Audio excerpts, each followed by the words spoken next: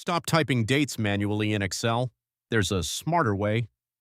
Today you'll learn 3 powerful date functions that keep your spreadsheets always up to date.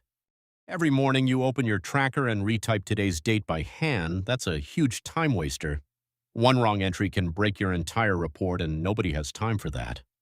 Click in any empty cell and type the Today function with no arguments at all.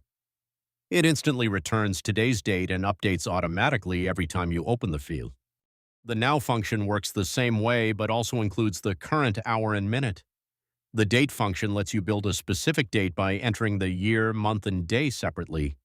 Now all 3 rows are filled with dynamic, accurate date values instantly.